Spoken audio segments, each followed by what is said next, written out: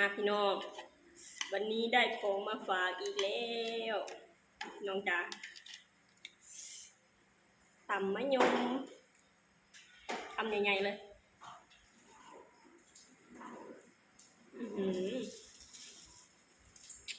กินบ่บ่อยาก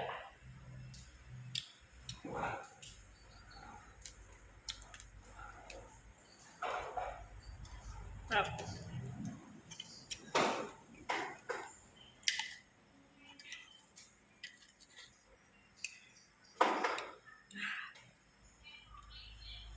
เผ็ดแซ่บ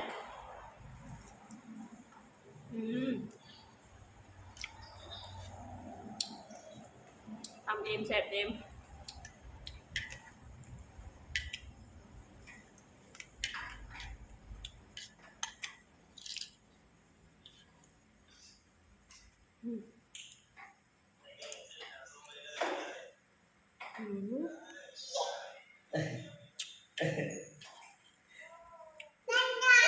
นั่นน่ะก็